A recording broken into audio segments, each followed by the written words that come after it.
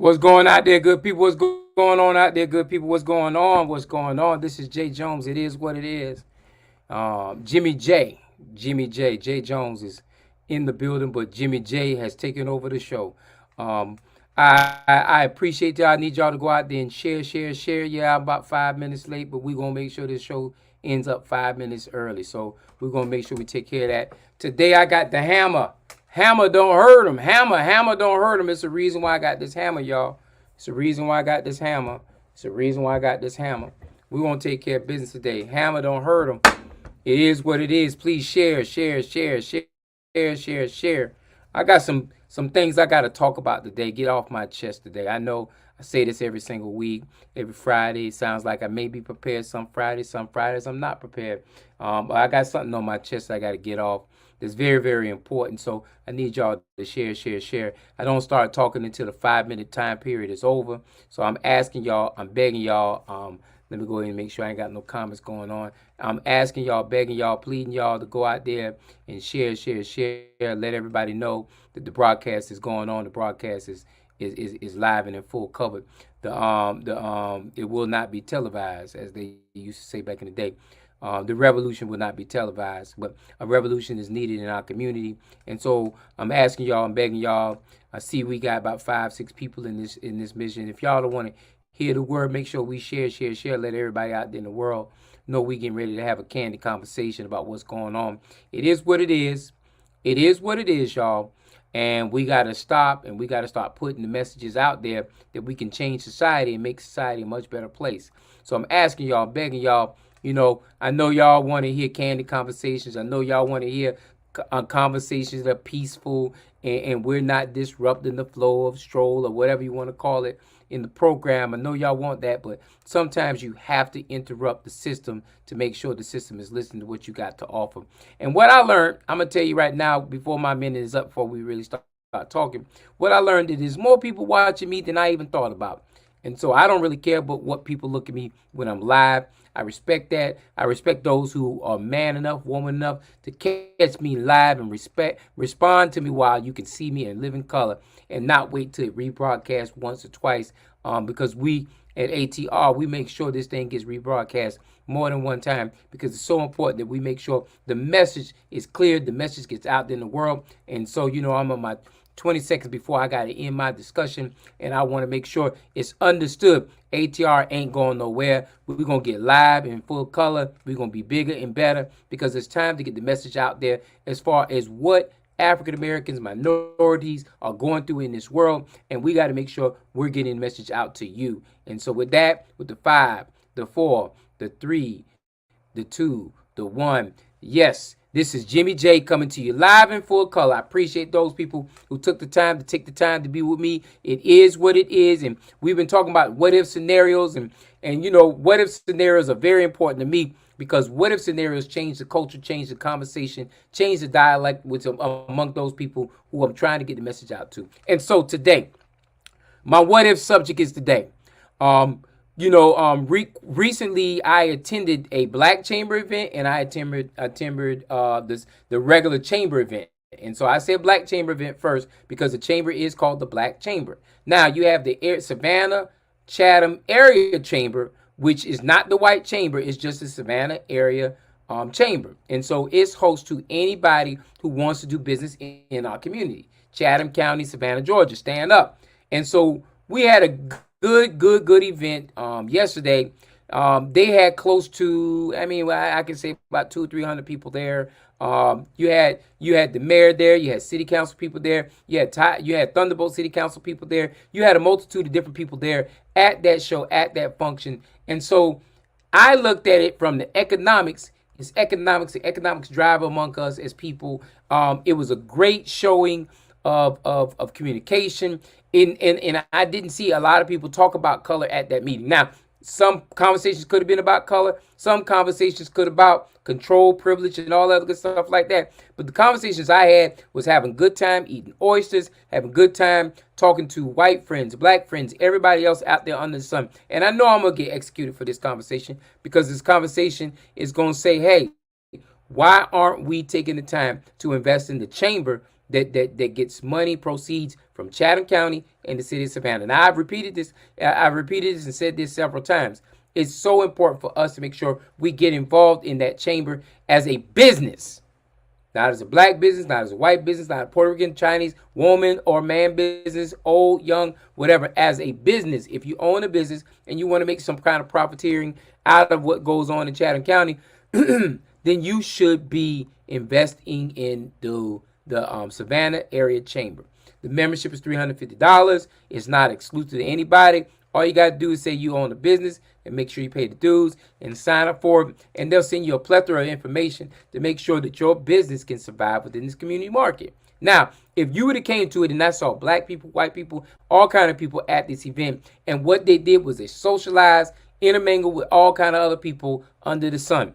And it was so important because guess what? Business ideas were exchanged. And I don't think a lot of people looked at even the color as far as the thing is concerned. Now, I know somebody's mad at me and somebody will say that. No, I'm not. And somebody will say that. And John McMaster's, you got way more money. You got 10 times the money I got. So why don't you go ahead and buy your own membership because I know you can afford it. But it is so important that we actually go ahead and start looking at it. You got to destabilize it. That's the chamber that makes a press, hardcore press to our elected officials. We have 8 elected officials now. We'll have 9 starting next year. That these are elected officials who represent us. Now, with that being said, what if I told you that next week is qualifying and we still have some opportunities and openings within the state representatives and state Senate seats across the state of Georgia that still have not seen representation that's taken a chance to challenge the status quo within our current structure. And so it's so important that we make sure that we have a person running in every election on both sides of the fence, because we cannot complain about the problems that exist in our community if we're not willing to step forward and challenge that system. And that's that same conversation I say with the chamber. So y'all can get mad, y'all can say whatever y'all want, but you can't challenge the system in the chamber if you're not at the table. And I quote you from a person who won their election about a couple of years ago. You know, if you're not at the table, you're on the menu. And so I know that person has made sure that other people have been excluded to the table, but I'm not going to call for that conversation today. I'm here to talk about the what-if scenarios. And so when we go into the what-if scenarios, what if I told you if we willingly made sure somebody was on the ballot, Democrat or Republican? I said that.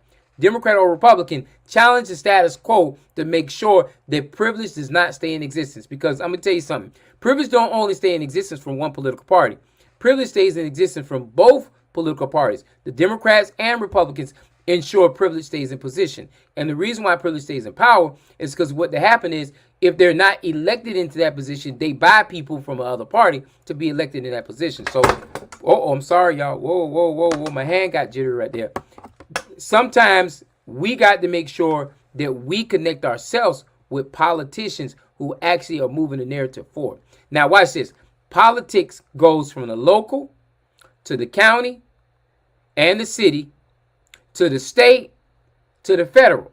We got to stop thinking about federal politics all the time. President is not the only person. By the time president puts law out there, if we don't have people on the local level, on the state level, and even in those federal levels that's jurisdictionally binded to us like a congressional district seat, then we can't complain about why we're not getting anything down here.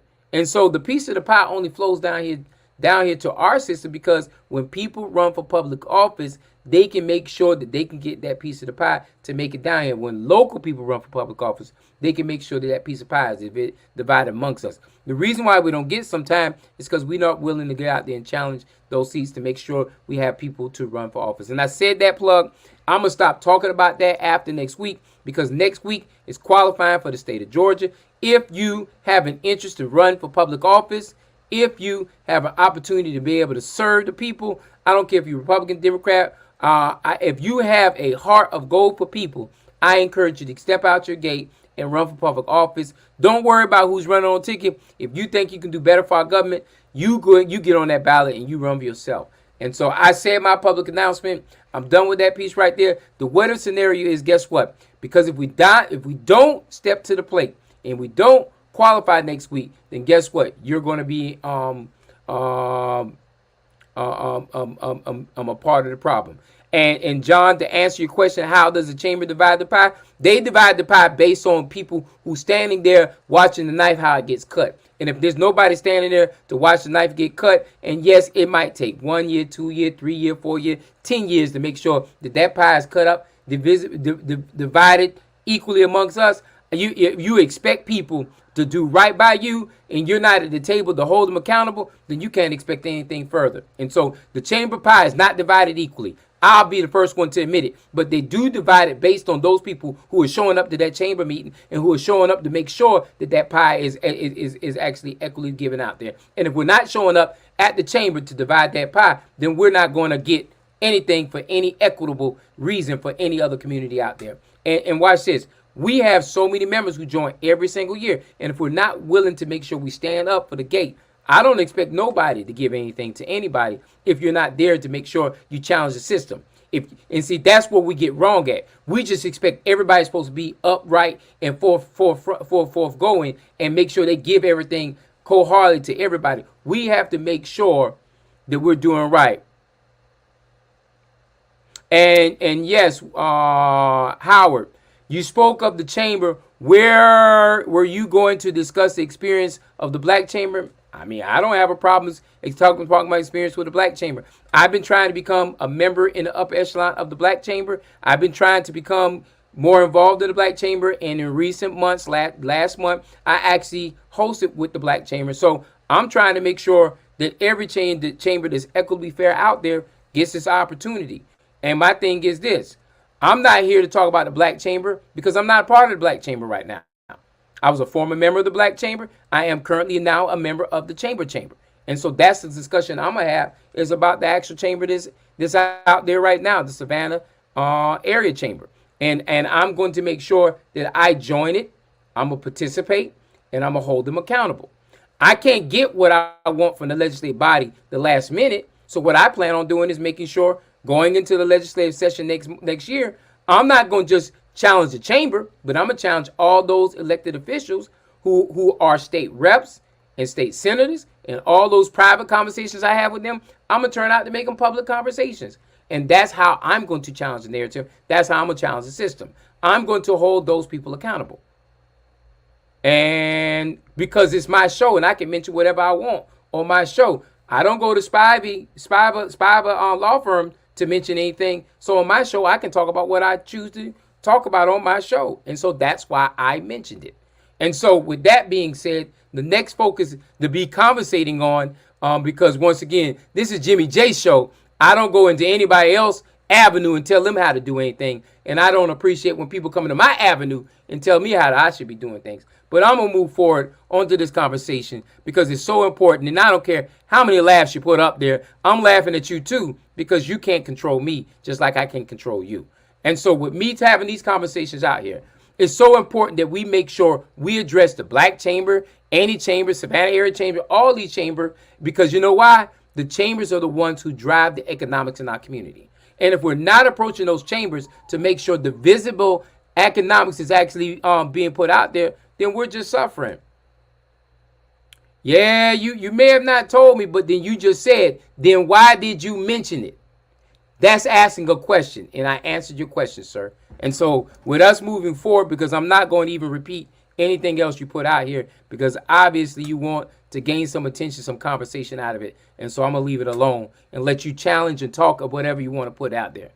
And I did not say you laughed. I just said when I said the comment to you, I saw the laughter come up on the top of the thing. If you keep up with Facebook, you'll understand that y'all can see how many eyes I got watching, and I can see all the comments that come across this show. And so that's why I said the laughter. But I never said Howard Spivey had laughed at me. And so if you want to, I'm sure that this show is going to be rebroadcast because that's what ATR does. We rebroadcast these shows over and over again to make sure that you get the conversation out there. And Howard, if you want to talk to me, you can call me anytime, man. You know you can talk to me anytime. 912-228-2205. Give me a call at 9 o'clock when this show is over and have any kind of healthy discussion you want to make sure out there. So now, back to my conversation because I want to make sure I get this clear. We as a people, and when I say we as a people, I'm talking to my African-American black-owned businesses. We as a people, if we want to secure fair economics when it comes to the Black Chamber, when it comes to the Savannah Area Chamber, we have to join these organizations that drive economics in our community. And we have to give them our platform, our discussion, our pieces of legislature that we feel that's going to help benefit us as far as a group when it comes to the narrative of moving our narrative forward.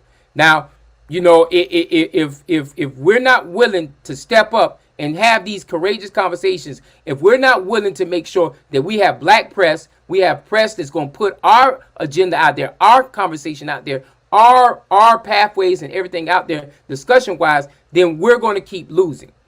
It's crystal clear that if we're not having the conversation, the discussions in our own community to address what our problems are and to make sure that what we need to see to change crime, to change unemployment, to change all those other issues that affect African American communities, then we're going to keep suffering and being at the bottom of the platform as far as what goes on. I applaud all those who want to interact with African American communities, and it's prevalent, and we understand that we can't solve the problems on our own. Sometimes we need those people who are willing to help and get involved in our communities. But there's a difference between helping our communities or taking over our communities and using them to their advantage, or taking advantage of our communities and using it to their advantage. And that goes for black, white, Puerto Rican, Chinese, Asian, because black people can use black people just as bad as white people using black people. And so that's a conversation that needs to be had in our community. That's a conversation that we used to have in our community. And I will say this, the reason why, and I had a conversation at the chamber event, I had a conversation with a few younger African Americans, and a lot of reasons why younger African Americans don't intermingle with those older non-chamber organizations that are African Americanly driven, black churches, if you want to call it out, or small black businesses that are in our community that have sustained and survived all those years. A lot of young people, young African Americans, are not intermingling with older traditional African American culture, because you know what? They don't feel that they're a part of a culture that's moving the narrative and changing the environment. If you want to beat me up for that, beat me up for that statement. But if we're not willing to step forward as the older generation, including me, if we're not looking to be inclusive, to get an understanding of how young African American entrepreneurs maneuver within this environment, if we're not giving them the platform that they need to be successful. And what I mean by that is, I don't say you do it my way or you ain't gonna get no support. We have to stop that mentality. We have to have the mentality of, we want to hear what you got to say. We want to see what you got to do. We want to make sure we're inclusive, and we want to make sure we push the narrative forward of African American owned businesses. And guess what? African American owned businesses cannot survive on black dollars. It has to survive on all dollars. It has to be dollars across the board. It has to be white dollars. It has to be green dollars. It has to be brown dollars and black dollars. And I said it first, it has to be green dollars. We can no longer say we got to have a black-owned business that's generating black-owned dollars and is working strictly for black people. We can no longer survive like that. We have to be an economic base that's actually principled as far as making economic dollars, period. To create jobs, to create infrastructure, to create challenges to city government, county government, and other government structures to say, hey, we need to invest in those people in black communities, because those are the people closer to understanding how we can get out of the conditions of crime, bad housing situations, unemployment, dropout rate, and all that good stuff like that. And I said the conversation the other day, I had a book, I read to a group of kids this morning. When I read to a group of kids this morning, what I saw from pre-K, a group of pre-K kids was, what I saw with a group of pre-K kids was this. I saw a group of kids who were playing, laughing, enjoying life. And then I got a text message from another group of kids, 15, 16 years old, 10 years removed from the population I'm reading books to. And they're around here having guns made by 3D machines, getting them on for $99, $150, finding bullets to put in there, shooting up in the air in the same environment of these pre-K kids. And so what I'm seeing is where is the building blocks being broken at? Is it public school system? Is it city of Savannah? Is it Chatham County? Where are we missing the narrative at? Yes, I talked about the chamber, and the chamber is an economic force. It's supposed to be an economic force to the community. If it doesn't go past the existence of the REN, then it's not serving the whole community.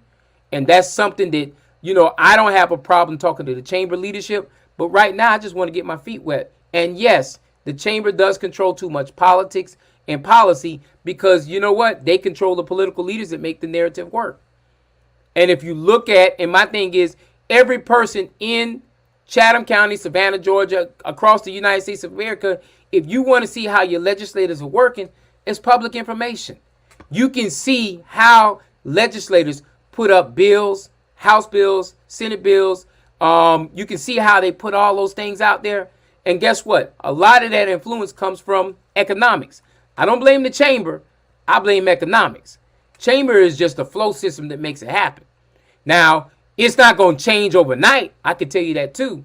But my thing is this. Who's challenging the narrative of the control the chamber has is my question at hand.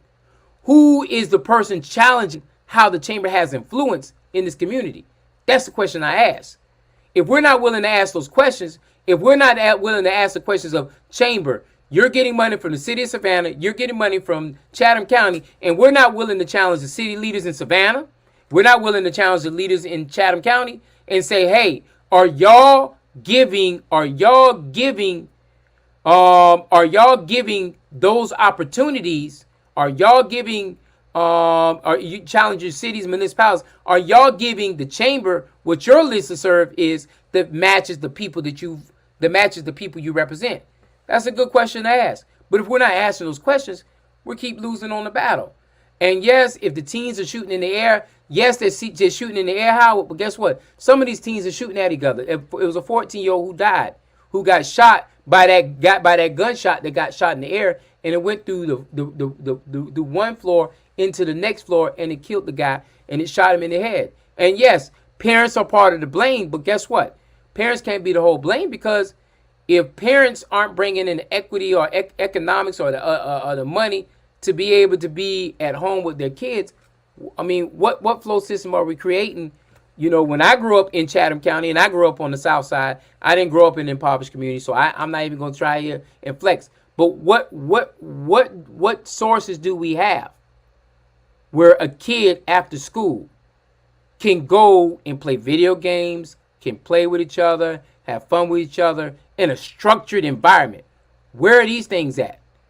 We can blame parents all day long, but if a parent has to work 12 hours a day or 10 hours a day, and y'all thinking that, parents are lazy, they sitting on their ass at home. No, it ain't. It's a lot of parents out here who are really trying to get their economics together. And yes, some of them getting the social activities shouldn't be getting involved too, and I can't even get into that conversation. However, if we're not trying to be equitably fair and even pay them a good wage where they can survive, then how can a parent be around? And a lot of times, now we're working with third-tier parents in some situations where that parent didn't get the training they need to get, but their parents. And so guess what? They don't even look at their activities being negative activity. And so I'm just going to be a realist. These are the problems that we actually got to deal with. And you're right. A major problem is low wages. And watch this. But the thing is, you can't ask the chamber to support higher wages if you're not in the chamber to ask them to support higher wages. And yes, I'm going to tell you straight up, the chamber's going to probably disavow or even talk bad about supporting higher wages. But if we're not in the chamber, how can you ask them to support higher wages? If you don't put enough people in that base to make sure you ask that question, how can you do that? And my thing is, if they're not, if the chamber's not tied to higher wages, why aren't we talking to the city of Savannah? Why aren't we talking to Chatham County? Because guess what? From what I heard, city of Savannah is increasing the wages to $15 an hour. Now, to me, is that a livable wage? Yes, maybe for a city employee, it's better than where you came from. But where are the conversations at on that? Saying we appreciate you moving it to $15, but we need to move that thing to $22. Where $22 is really close to the wage gap. But then what's going to happen is every time you move the finish line, every time you feel like you can get to the finish line, they move the finish line. And so guess what? Now we see wages going up, but at the same time wages are going up. You're seeing the price of goods going up too. So when are we going to conversate? When we'll have the conversation about how goods and services have been adjusted and changed out too? These are serious conversations we need to have. Gas prices. I done filled my car up. 2 times. Gas. I got a little car. I used to pay $25 to fill my car up 3 months ago. I paid $42 a day to fill my car up. So gas prices going up. I listened to the news. They say gas prices may be going up to $4.50. You know, what is this tied to? Where is this inflation coming from? Are these conversations being discussed? Now you added more problems to a household. Now you added more problems to a household to provide. How are we going to fix these problems? You work around them. $15 an hour is still poverty level, and I agree with you.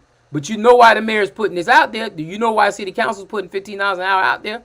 Because the fact is, if they don't put $15, $16, $20 out there, then they're not going to be able to compete with the warehouses that are coming out here. And there's a lot of wages coming out with these warehouses where they're going to be competitive. You know, and so with these warehouses making the wages competitive, that $15 an hour, you're right, will be poverty level wages. And what's the cost of living? I talked to somebody the other day. The average cost to rent a 2-bedroom house, 2-bedroom apartment in Chatham County, $1,400. Where are people going to live? Eventually downtown's going to have a problem because they ain't going to have a workforce that can afford to live in Chatham County. And then they already ain't working on fixing the bus system. So if the bus system is broke, then they can't even live out of town where they can afford to live somewhere place. And these are problems we have continuously. But we keep electing the crazy leadership that we keep buying and we keep putting in play. And so, hey man, there's a lot of issues, wraparound conversations that we need to address. But the first problem is we got to have people who are willing to step up and run for public office. You can't, these conversations about how two state reps hijacked a map from MPC. They hijacked a map from MPC and changed the whole directions as far as that's concerned. That's ludicrous. Why are they allowed to have that kind of power? It's ludicrous. And there's 8 people on that commission. There's 8 people on what you call the Chatham delegation. How is this possible that the map gets to change? And I feel for it. I saw the community. It's a community tied to the islands or over there by the islands. I saw the whole situation. It's important that we actually work toward doing what we got to do. And yes, property taxes on apartments have increased 30% last year. No rollbacks. So guess what? I had to jump up rent, and I get it. But when you jumping up rent, it's making it harder for people to be able to live in those corridors, to be able to provide the services that we need in the downtown corridor. And shouts out, John, I understand that these are conversations that we got to have. But my thing is this. Where is government in the assistance of making this thing work out well for everybody? Where is your county leaders? Where is your city leaders? Where are all the leaders at to make these things work out? I mean, I'm not here to pick on everybody, but guess what? Leadership demands respect of those people who they serve. And if they're not willing to talk to the people they serve, then shame on them. And that's not a castration on anybody out there who is an elected leader, because we have some good leaders, we have some bad leaders. We have some leaders who work fast. You got some leaders who work slow. You got some leaders who watch the heat meter to see where the conversation lies, and they don't move unless the conversation is a docile conversation where they can get out here and they can be mobile and talk to you and do with the conversation. We got to stop falling in love with leaders who only provide a resource for us at the moment when they get elected. We got to sit there. We got to stop that. And you're absolutely right. With $20 million going from the city to the chamber, I mean, those elected leaders are in that should be providing a pretty legislative agenda to the chamber to make sure that their voice is being heard.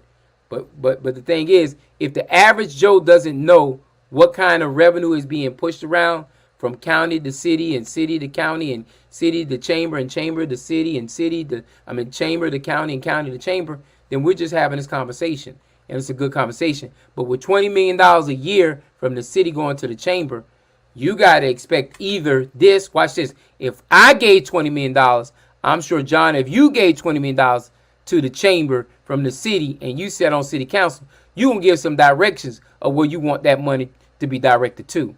But if you have a city council that's not pushing the narrative or pushing the agenda to make that narrative happen or make that narrative work, we just having a good candid conversation today.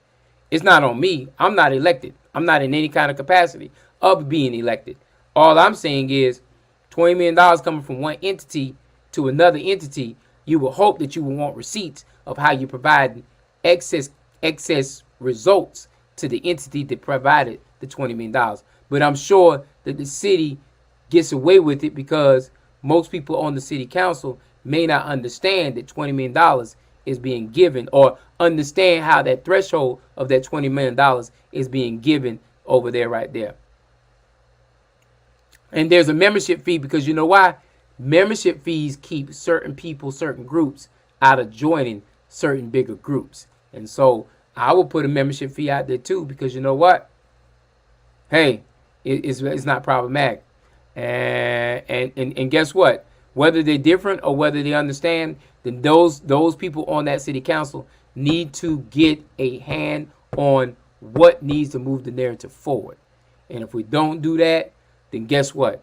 We just have sitting ducks. And we're in year 2 of the city council. It's year 2, 19, 20, 22. We're in, 2021. We're in year 3 of the city council. And so all the babysitting is over. All the I don't know is over. Now it's time for city council to step up and take care of the city of Savannah. Okay, if you don't know what we need to take care of, we got a housing issue. We got a crime issue. We got shootings every single day. Every single day in Savannah, Georgia. We got a crime issue. We got a housing issue. We got a school issue in Chatham County. We got a social issue where we're not capitalizing on what needs to be done from this child from the 5th grade all the way up to the 12th grade. And yes, we put all that onus on the county school system, but that's a shared responsibility because the county school system is only responsible for that child from 7 o'clock in the morning to 4 o'clock in the afternoon in most respects. And guess what? If they just focus on 7 to 4 o'clock in the afternoon, and in the city of Savannah and the county needs to pick up after 4 o'clock all the way up to that time when mama and daddy get home and making sure that their child gets those resources. Now, I'm going to ask a question. Where are the after-school resources in communities across Chatham County, across Savannah, Georgia, to actually mitigate against some of this crime that exists in our community? You know, where is the help agents like the library? Library is still closing at 6, 8 o'clock in the afternoon, and they're not being able to get what they need to get there. And you're right. And so basically, if we're not willing to challenge the system, if we're not willing to be infrastructure designers, where we're saying this is the best way we incubate the system, fix the problem as far as crime is concerned, we understand the tier of crime comes from XYZ. And we identify XYZ to make sure we create opportunities. And the beautiful thing about a municipality is they don't have to live by the rules like the county. The county has to enact legislature and laws and everything like that. And so it may take a year, 2, 3, 4 years before something on the county actually puts out there because we don't have unrestricted funding that the city and municipalities have. City of Savannah has a unlimited tap of unrestricted funds coming, and correct me if I'm wrong, coming from the water. Water does not have any restrictions. The money and revenue they collect from water fees or from those bills that y'all get, there's no restriction on that. Parking is sometimes the same thing. Parking is an issue. Parking is something we got to get into. Parking is something that's unrestricted funds. Where are these dollars going to? They're going into unrestricted accounts, and what are those unrestricted accounts being tapped for? We can talk about tourism and giving a blank check. And John, that's probably what one of your big issues.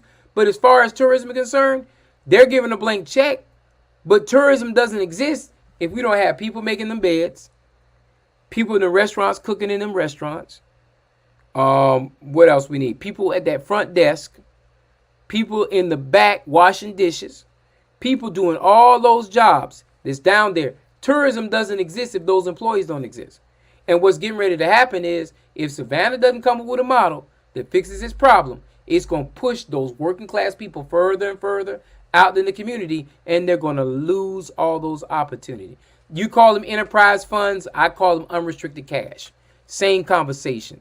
Enterprise funds are funds that you can actually tap into. There's no liquid. I mean, every now and then they put a tap on what that money goes to, but for the most part, those are unrestricted cash funds that can be used at the leisure of the governing body. And so, we call it enterprise fund. That's a cute name for it. But in most cases, those enterprise funds have no restrictions on it. And restriction is it's a capital that can be used for something specific. And enterprise funds, they probably out there probably listserv some things that they give that money to. So tell me where I'm wrong at, John. Please tell me where I'm wrong at. They don't have anything. Those cash flows don't have anything that they have to be restricted to. I mean, if I'm wrong, please get to typing and tell me how I'm wrong. Because enterprise funds, in my opinion, my book, I don't believe they have any kind of tap of where those dollars go at. And so do I need to send you a link so I can invite you in here so you can go ahead and explain to me how enterprise funds work? I have no problem doing that. We got 22 minutes. We got all the time in the world. I'll ask the producer to go ahead and invite you, and so we can have that conversation discussion about enterprise funds, because it is so important for us to understand the true nature of that. Unrestricted cash funds, there needs to be an outside audit. Misappropriation of funds is typical. Follow the money. And yes, Ramona, I hear you. And I'm waiting on John to finish his statement so I can read his statement live on this thing right here, because if I'm giving out misappropriated information, then hey man, let's clean me up now. But I don't see those enterprise funds being capital funds that are actually going to certain projects. They may be going to projects picked out by the city council, by the city manager, or whatever the case may be. But that money that's being collected through the water funds, I call it the water cooler fund, it is being directed into the wrong hands and the wrong assets. And so I'll wait on John to come back to that piece right there, because if I'm wrong, I'll be glad to come on here and say I'm wrong. But I don't see, my problem with this is I don't see, and I have not seen, and please y'all can tell city council, I asked for this. Please give me a outline of the enterprise funds or the water cooler fund or the unrestricted fund of what happens to all the revenue collected through all these projects to actually make these things happen. It got to be spent only on capital projects for parking or water or sewer. I agree with you. They need to transfer profits into general funds. And yes, I stand corrected. You are absolutely right. It probably has something tied to capital projects, but I'm guaranteeing pretty much the same. Some of those capital projects can be shifted and into the language of understanding how that money can be used. And you're saying parking or water and sewer. Yeah, that can be twisted into a language where water and sewer can be accommodated in certain ways. And parking, the same conversation. You can do that parking conversation, because you gotta remember, parking up until about 2 or 3 years ago was a cash flow system. It's not a monitor system. It's not a computerized system. It's a cash flow system. That's why everybody says that certain city officials are taking in on the take and put money in their pocket. So I'll yield to the conversation as far as capital projects for parking and water and sewer. I'll do my own research. Me and you, John, let's have lunch. And if I'm dispelled wrong, I'll make sure I come on here and make sure I give that candid conversation. But I'm almost certain, even though it's for capital projects, it's an unrestricted fund that's funding capital projects. But I'll put a pin in that conversation to make sure. And y'all people, tune into future conversations because we'll talk about that. They building parking garages, and the profits for the parking goes right back into the enterprise account. Let's do it, and I got you, my brother. So we've already talked about the chamber. We talked about getting out the vote. We talked about the unrestricted funds, enterprise funds, and all those all those other things like that. I still would like to see whether it's an enterprise fund, unrestricted fund, whatever it is. I would still like to see where that cash flow and how that cash flow works with the water and sewer, because I get a lot of conversation from people who say that their bill is $500 and they ain't even been in their house, and then 2 months later they're in their house and using all the water up, and they only getting a bill for $50. So we got to come see with some kind of conclusion on that. I've heard from people who had $6,000 bills, and then I heard people out here where I live at, we don't really have any water bills at all. And I know we use more water in this house where I'm at right now versus the house I came from that's in Savannah, Georgia.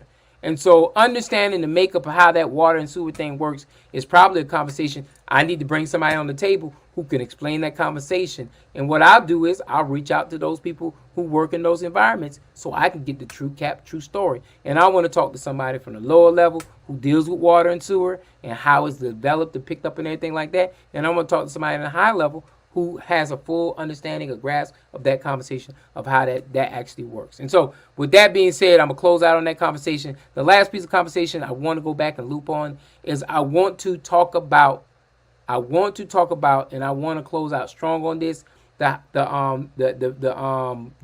election piece, as far as making sure that we understand after next week Friday, this is a public service announcement, after next week Friday, if nobody qualifies against all these candidates you hate, I'm putting this public service announcement out there now.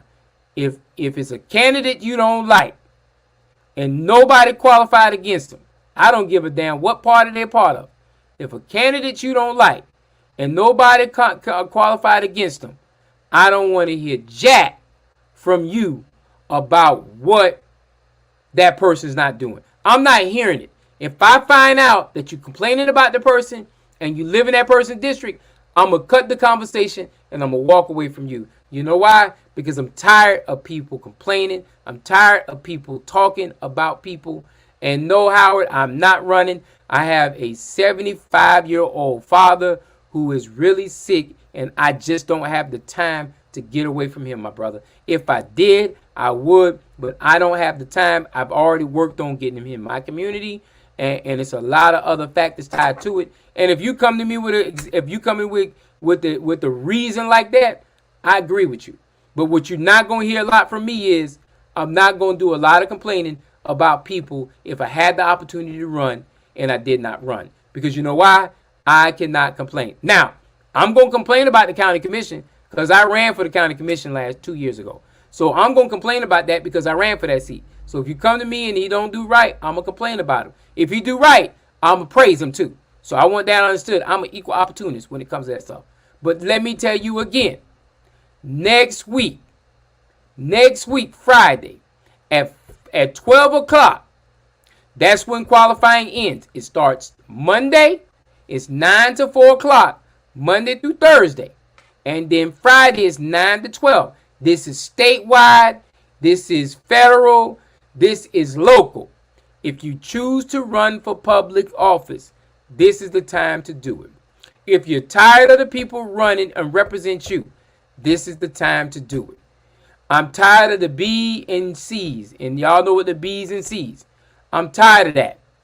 If you're tired of the representatives you have, run for public office. But if you complain about it next week, I'm going to ask, why aren't you running? And your answer is similar to something that's related to BS, I'm not even going to talk to you no more. Because I'm tired of people complaining. And some people who complaining have some BS excuses why they can't run. And I'm just going to leave it at that. It's so important that if you really want to change government structure, I don't care what party you are part of, if you don't like the leadership, replace them. I learned a long time ago, if you don't like the people, I'm sorry, if you can't change the people, change the people. And what that means is if you can't change the people who serve you, then change the people who serve you. If they're not doing a good job serving you, then replace them. Take the time, take the aim, replace them. I wish I could run for public office. I talk to my wife about it all the time, about running for public office. But right now I'm in a different place, and you can't hold me hostage to that, because I didn't step to the gate and I done ran before. I didn't try before. And my thing is, I want you to understand this from my heart. When I tried, that means I took a sacrifice from working in the establishment of what I wanted to work for, because it would keep me away from being able to do what I got to do. I've done that.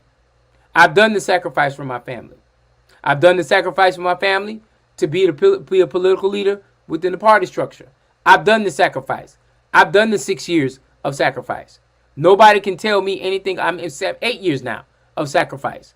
I've done the whole political structure of everybody hates me because I won't endorse this candidate, and everybody loves me because I endorse this candidate. I done been through that. It's time out for me on that. And my thing is, I'm in a different place. But don't come to me complaining about running for about somebody who's going to be in public office, and next week you didn't qualify against that person. Because all the positions out there are easy to qualify. They're easy instructions. It's easy to do. If you're qualifying locally for the Board of Election seats, those go through the county. Those go through the office of the CCDC. Those go through the office of the Republican office. If you and I think the Republicans probably doing theirs at the Board of Elections. It's that easy. Board of Election seats, the only seat that's local when it comes to county. There are no municipality seats because there's no special elections. So you don't have nothing there. So all we got left is state seats, which is your state rep seats, your state senate seats. Those seats right there are up for game. Up for game. And if you think somebody's not qualified to represent you, run for office. I'm not stopping you. I don't think nobody's stopping you. If you're worried about people talking about you, you worried about people asking you questions, then guess what? Stop asking questions about the people who represent you. Because we got enough people out there complaining about the people who are in office. I need some people who are going to get on the ballot and run. Because guess what? They're waiting for y'all not to run for office. So after the 11th, and watch this. Howard, John, y'all done comment more than anybody else tonight. Y'all watch this. After next week, there will be certain people who will be unopposed, and they going to act all kind of brand new the following week when it comes to the local delegations. I called it out right now. I called that out right now. There will be some people who will not have any opposition, and after the 11, when they realize they ain't got no opposition, they going to act all kind of funky toward everything goes on. I'm calling it out right now. I'm calling it out right now. There will be some people who will not have opposition, and they're going to act all kind of funky. Not next week, but the following week. St. Patrick's Day week, they're going to act all kind of funky. And this is how the world turns. This is how everything operates. And so if we want to change this narrative, we got to change the narrative. There are people that are coming from Atlanta. Most of your elected folk who want to run the whole state come out of Atlanta. Those people are coming down to Savannah, Georgia, because you know why? Savannah, Georgia is the biggest market outside of Metro Atlanta. The goal is to make sure that Charleston all the way up to Chatham County becomes one united front, where out of Savannah, Georgia, we become the marketplace for getting the politics out there to the community. That conversation has been in Glenn County for a long, long time. Because you know why? Glenn County is the place where all the economics really rules in the 1st Congressional District. All the money mostly comes out of Glenn County. And so that's why Glenn County has been the purse. But the things are changing now. Where guess what? Social media, lives like this, live streams like this, social media, all kind of other avenues out there are making it clearer for candidates who may not have the revenue streams they need to run for public office, but they now have the media media outlets to actually get their message out there into the world. And so it's so important that we make sure that this message right here transpires out into our full community to actually make everything happen.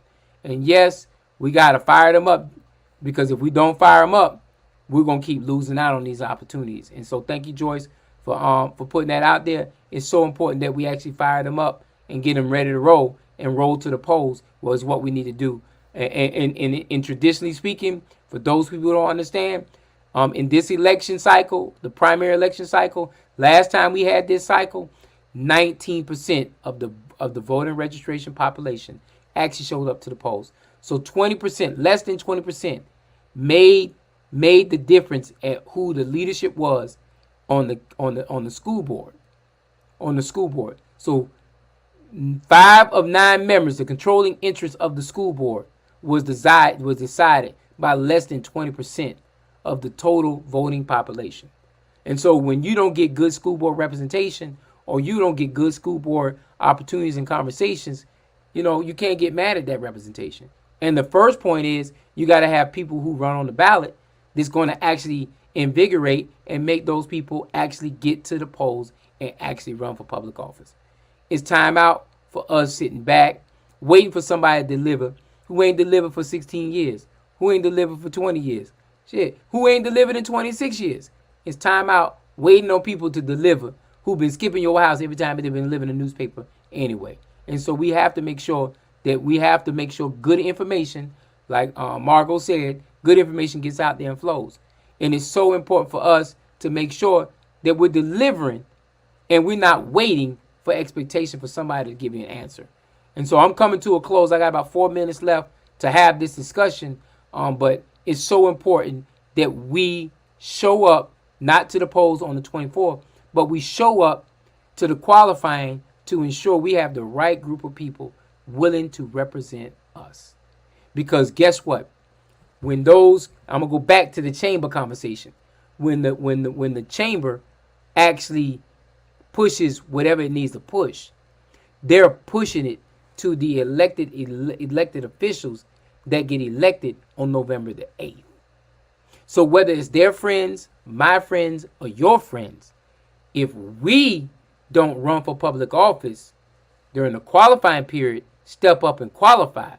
And then once we qualify, we get on the ballot for May 24th, and then we get past May 24th, and we get solidified November the 8th, we just whistling Dixie. I'm tired of us complaining and having negative conversations behind closed doors, and we have an opportunity to step up and get on the ballot. And my conversation next week Friday is, I'm just going to have a congratulatory party for those people who did step up to the mic and actually run for public office, no matter what their history is, no matter what their background is, whatever the understanding is, because it's so important for you to step up and run. And next week, once again, next week is the only time you can get forward to qualify. Now, you can do that signature thing, but it's so dang stupid for you to go out there and get 2,000 signatures, 4,000 signatures, 50,000 signatures, when you can just join one of the parties and actually put your name on the ballot and actually make it through a primary and get on the ballot to make sure you run in November. It's too easy. But if we're not willing to step forward and do so, then we're just going to keep calling spade a spade. And yes, some of these situations where incumbents have been there for a long time and sometimes for a short time, yes, they control the narrative. They call the shots and everything like that. But if you're not willing to come at them and charge them and run against them, then my thing is, don't talk about them. If you're not willing to step in the gate to do what's right, to challenge them, don't talk about it. If you're not willing to do what's right for the community, and what's right for the community is stepping up by faith and run against these people, don't talk about them. Because the only way we're going to replace these people, y'all can send emails, conversations, calls, and everything like that. These people realize when they locked and loaded in these seats, they don't give a dang about your email, they don't care about your phone call, and they don't care about anything else. Because in their minds, nobody is going to challenge them, and nobody's going to run against them. And so nobody's going to change the narrative. And so I'll close out on that piece right there, because it's so important for us to step forward. Qualifying is next week. I done said it 6 times tonight. Qualifying is next week. Qualifying is next week. If you ever thought about running for public office, now is the time to qualify to do it. Have the courageous conversation with your family. Have the courageous conversation with your friends, those people in your inner circle, because you're going to need some people to pray with you, and you're going to need some people to deliver for you. But what I will tell you right now is you're going to have courage to run, and you can't be afraid to ask people for money. You can't be afraid to ask people for help. And you can't be afraid to lead and serve people. And so with that being said, Mr. Producer, I'm counting it down. We got about 3 minutes left. I don't see any questions in the chat. I appreciate those people who willingly came forward. Howard, John, Margot, Joyce, the other John. I appreciate y'all entertaining my conversation. John McMasters, I appreciate you coming back and forth with me, making sure you keep me straight, keep me energized and focused. And this is a conversation just like impact fees we need to be talking about on a regular basis. We need to be talking about why aren't we getting money off them ports when them freight comes into the plat. These are good conversations that we really, really need to have. And guess what? If we're not willing to have these Howard, you don't even remember me.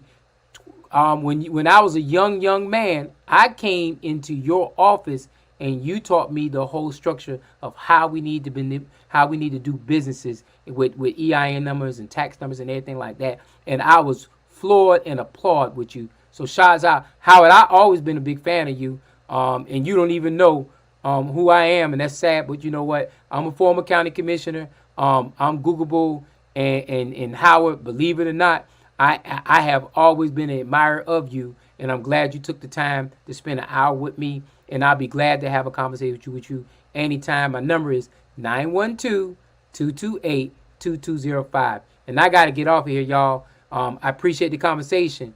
Peace. Mr. Producer, take us out, brother.